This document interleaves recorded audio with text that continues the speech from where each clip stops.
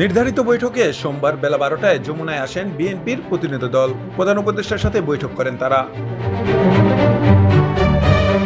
নির্বাচনের রুটম্যাপ নিয়ে প্রধান উপদেষ্টার সঙ্গে আলোচনায় বিএনপির মোটেও সন্তুষ্ট নয় বলে মন্তব্য করেছেন দলটির মহাসচিব মির্জা ফখরুল ইসলাম আলমগীর।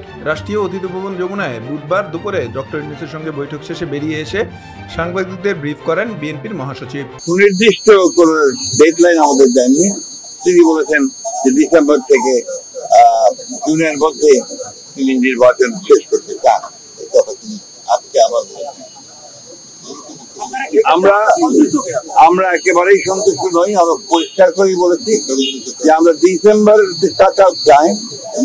মধ্যে নির্বাচন যদি না হয় তাহলে দেশে যে রাজনৈতিক পরিস্থিতি, অর্থনৈতিক পরিস্থিতি এবং সামাজিক পরিস্থিতি সেটা আরো খারাপের দিকে যাবে।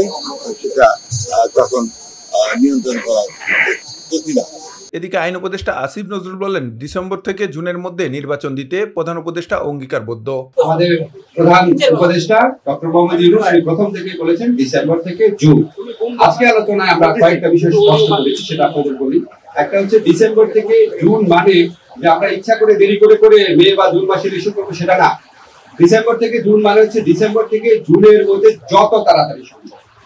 যদি আমরা ডিসেম্বরে সম্ভব হয় ডিসেম্বরে, না হলে জানুয়ারিতে, এভাবে বুঝিয়েছি যে ডিসেম্বর থেকে জুন মানে যে আমরা ইচ্ছা করে একটু বেশি ক্ষমতা ভোগ করার জন্য বা অকারণে আমরা 1 মাস 2 মাস বেশি ক্ষমতা থাকলাম, মোটেও সেটা না। ডিসেম্বরে থেকে জুনের মধ্যে যত তাড়াতাড়ি সম্ভব।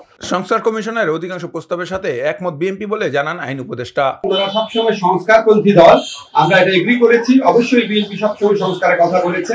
সবচেয়ে বড় কথা, বিএনপি আমাদের এই বিভিন্ন যে সংস্কারের জন্য গঠিত বিভিন্ন কমিশন আছে, বিশেষ করে ঐক্যমত্য কমিশনের যে প্রস্তাবাবলী আছে, সেটা ক্ষেত্রে বিএনপি অত্যন্ত পজিটিভ এবং ইতিবাচক একটা রেসপন্স দেখিয়েছে। তরুণ বেগী, ভোরের পাতা, ঢাকা।